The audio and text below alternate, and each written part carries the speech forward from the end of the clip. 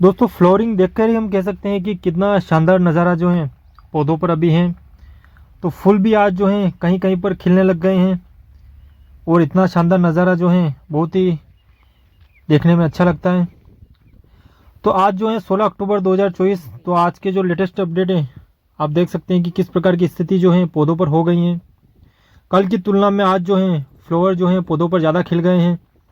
लेकिन फ्लावर खिल गए हैं, लेकिन सबसे महत्वपूर्ण तो यही है कि हम जो है मधुमक्खियों को ढूंढ रहे हैं।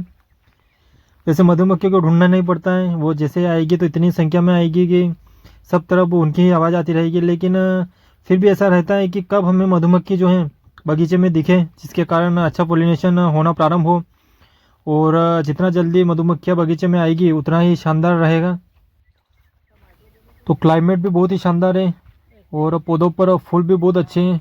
बस मधुमक्खी एक बार दिख जाए तो बहुत ही अच्छा लगेगा, क्योंकि उसकी जो अहमियत है हमें पता है कि मधुमक्खी हैं जो सबसे अच्छा पोलिनेशन करती हैं। वैसे दोस्तों पोलिनेशन तो हवा के द्वारा भी हो जाता है, तितलियों के द्वारा भी हो जाता है, बहुत सारी चीज़ें हैं जिसके कारण जो पोलिनेशन हो जाता है।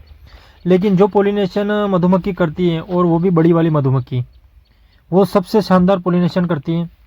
तो वो जब तक नहीं देखेगी तब तक हमें अच्छा नहीं लगेगा। सबसे पहले जो है हमें चाहिए कि जो बड़ी वाली मधुमक्खी हैं वो बगीचे में दिखना प्रारंभ हो। तो दोस्तों हमारे बगीचे की तो यह स्थिति है कि कहीं कहीं पर फूल खिलना प्रारंभ हो गए हैं। और जिन किसानों के भी अनार का बगीचा है और वो हस्तबार लेते हैं, तो उनके बगीचे की क्या स्थिति है, क्या उनके फूल खिलने लग गए हैं और मधुमक्खियाँ आना प्रारंभ हो गई हैं?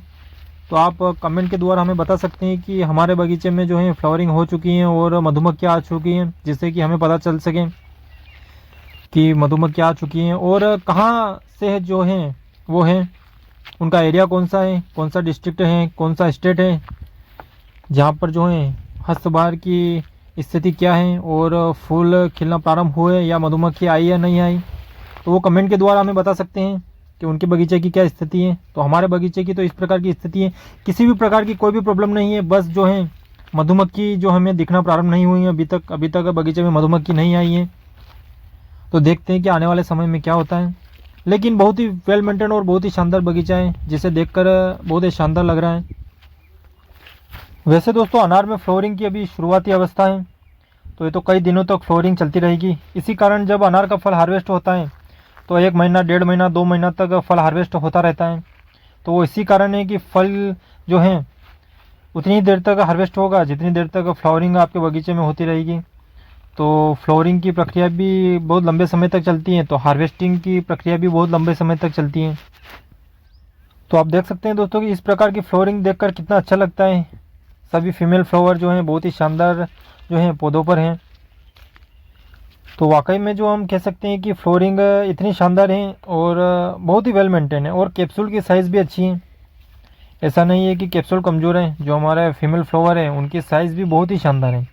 कहीं कहीं पर तो हमने इतने बड़े बड़े कैप्सूल देखे हैं कि आपको देख के वाकई में लगेगा कि यह फल की साइज़ कितनी शानदार होगी और कितना अच्छा जो है हमें फल मिलेगा, फ्रूट मिलेगा। और आप देख सकते हैं कुछ कुछ पौधे जिन पर पहले फ्लावरिंग हो गई थी वो बिल्कुल लाल हो गए हैं, और जिन पौधों पर दूर से फ्लावरिंग सही से नहीं दिख रही हैं उन पर अब आ रहे हैं, मतलब बहुत ही छोटे हैं। तो इस कारण दूर से जो है आपको फ्लावरिंग नहीं दिखेगी, क्योंकि उन पर बाद में फ्लावरिंग शुरू हुई। लेकिन जिन पर पहले फ्लावरिंग शुरू हुई थी उनकी इस प्रकार की स्थिति हो गई है। तो अक्टूबर माह में जो है फ्लोरिंग शुरू हो रही है, और दोस्तों मार्च में जो है हार्वेस्टिंग शुरू हो जाएगी। 10 मार्च 5 मार्च के लगभग जो है पौधों पर हार्वेस्टिंग शुरू हो जाती है, और मार्च अप्रैल मई तक चलती रहती हैं। फिर सीज़न शुरू होता है सितंबर से, और अक्टूबर में फ्लोरिंग शुरू होती है, और फिर मार्च में जो है अनार आना शुरू हो जाता है हस्तबार का।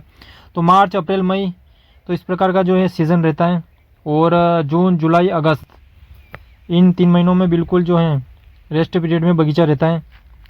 तो उसी में हमने जो है पूरा बेसल डोज और नियमानुसार कार्य करना पड़ता है, पौधों को सेट करना पड़ता है, हर कार्य जो नियमानुसार करना पड़ता है, तभी आपकी इतनी बेहतरीन जो फ्लोरिंग है वो पौधों पर मेंटेन होती है, पौधों में स्टोरेज बना रहता है।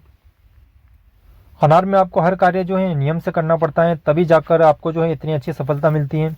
और जब सफलता मिलती है तो नेक्स्ट टाइम जो आप कार्य करने की क्षमता रहती है वो भी बढ़ जाती है। तो इसी कारण कोई भी आप कार्य करें बगीचे में तो वो पूर्ण नियमानुसार करें, जिसके कारण आपको जैसे ही रिजल्ट मिले तो फिर आप जो है 4 गुना ताकत से फिर आप कार्य कर सकें। क्योंकि जो दोस्तों जो रिजल्ट मिलता है, हमें पता है कि अनार में हमने किया है और जो रिजल्ट मिलता है तो उसकी जो खुशी रहती है वो अलग ही रहती है। तो इस कारण जो आप कुछ भी चीज़ जो है आधी अधूरी नहीं करें, करना हो तो पूरी करें वरना ना करें।